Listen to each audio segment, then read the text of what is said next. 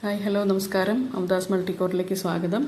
നമ്മളിന്ന് നല്ലൊരു നെല്ലിക്ക അച്ചാർ വീട്ടിൽ തന്നെ ഉണ്ടാക്കിയെടുക്കാൻ പോവുകയാണ്.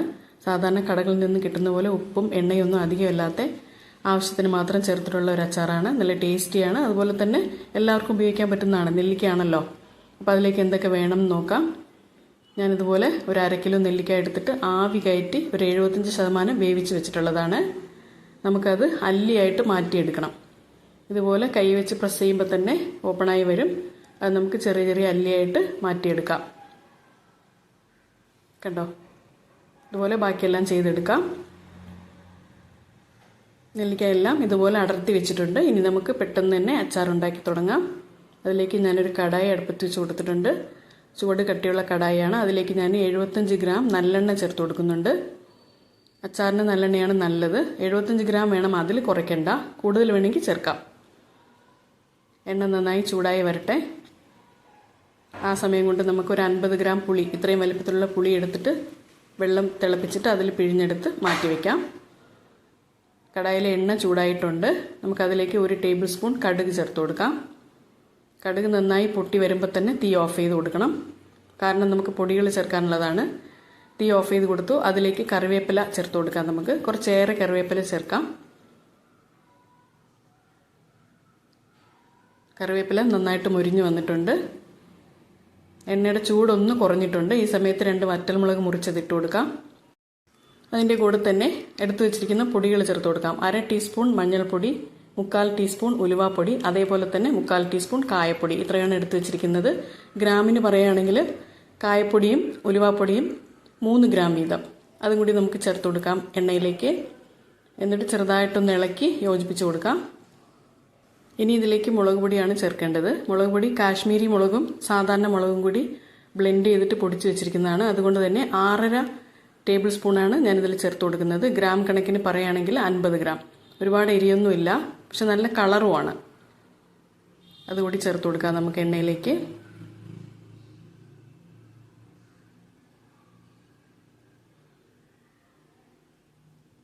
എന്നിട്ട് വീണ്ടും എണ്ണയായിട്ട് നന്നായിട്ടൊന്ന് മിക്സ് ചെയ്ത് വെച്ച് കൊടുക്കാം.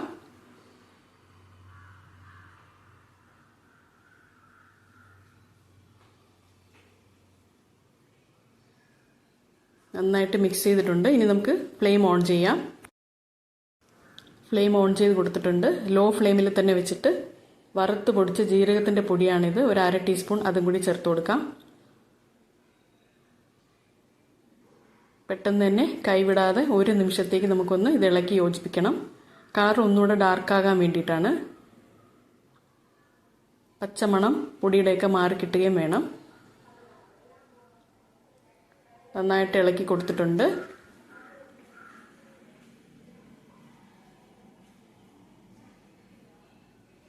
ഇതൊക്കെ പെട്ടെന്ന് തന്നെ ചെയ്യണം. പൊടിയൊന്നും കരിഞ്ഞു പോകാൻ പാടില്ല. ഇനി ഇതിലേക്ക് നമ്മൾ നേരത്തെ പിഴിഞ്ഞ് മാറ്റി വെച്ചിരുന്ന പുളിയുടെ വെള്ളം, അത് 1 കപ്പ് നിറച്ചുണ്ട്. അതും കൂടി നമുക്ക് ചേർത്ത് കൊടുക്കാം. ഫ്ലെയിം മീഡിയമിൽ വെച്ചിട്ട് നന്നായിട്ട് പുളി ഈ പൊടികളുമായിട്ട് യോജിപ്പിച്ച് വെക്കാം.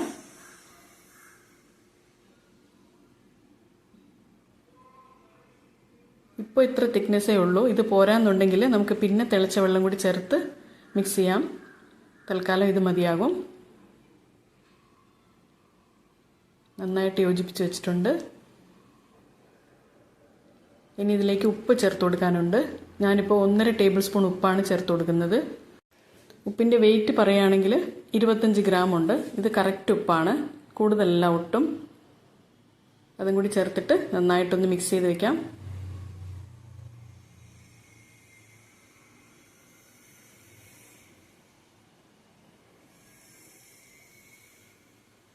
ഇനി നമുക്ക് ഫ്ലെയിം സിമ്മിലേക്ക് മാറ്റണം. എന്നിട്ട് ഒരു 5 മിനിറ്റ് അടപ്പിട്ട് അടച്ചു കൊടുക്കാം.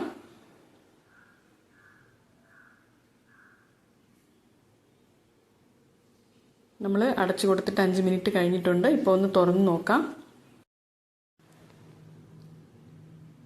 കണ്ടോ? നന്നായിട്ട് എണ്ണയെല്ലാം തെളിഞ്ഞ് വന്നിട്ടുണ്ട്. നമ്മൾ ചേർത്ത് കൊടുത്ത പൊടികളുടെയൊക്കെ പച്ചമണമൊക്കെ നന്നായിട്ട് മാറിയിട്ടുണ്ട്. പുളിവെള്ളം നമ്മൾ ചേർത്ത് കൊടുത്തതും നന്നായി കുറുകി പാകത്തിന് ആയിട്ടുണ്ട് ചാറ്. ഇത്രയും മതിയാകും.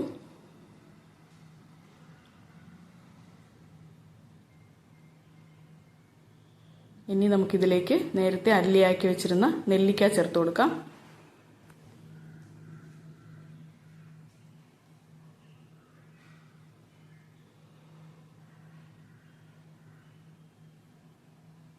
നെല്ലിക്കയും ചേർത്ത് കൊടുത്തിട്ടുണ്ട്.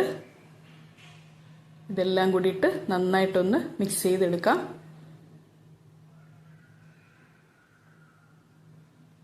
ചാറിൻ്റെ പാകം ഇത് തന്നെ കറക്റ്റാണ്. ഇനി വെള്ളമൊന്നും ചേർക്കേണ്ട ആവശ്യമില്ല.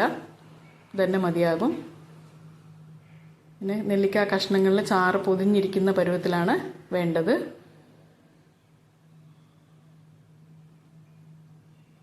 ഫ്ലെയിം മീഡിയത്തിൽ വെച്ചിട്ട് നമുക്കൊരു 2 മിനിറ്റും കൂടി ഒന്ന് അടച്ചു കൊടുക്കാം.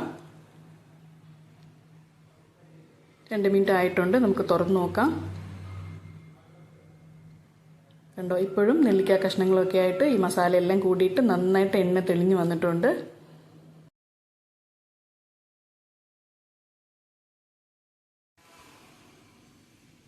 ഒന്നും കൂടി ഈ അച്ചാർ നന്നായിട്ടൊന്ന് യോജിപ്പിച്ച് വെക്കാം. ഇനി ഇതിലേക്ക് നമുക്ക് ചേർക്കാനുള്ളത് ശർക്കര പൊടിച്ചതാണ്. ഈ നെല്ലിക്കയുടെ ചവർപ്പും പൊടികളുടെയൊക്കെ എല്ലാ ടേസ്റ്റും ഒന്ന് ബാലൻസ് ചെയ്ത് വരാൻ വേണ്ടിയിട്ട് 1 ടീസ്പൂൺ പൊടിച്ച ശർക്കരയാണ് ഞാനിതിൽ ചേർത്ത് കൊടുക്കുന്നത്. അതും കൂടി ചേർത്തിട്ട് വീണ്ടും നന്നായിട്ട് ഇളക്കി യോജിപ്പിച്ച് വെക്കാം. സ്റ്റൗ ഓഫ് ചെയ്ത് കൊടുക്കാം. ഇനി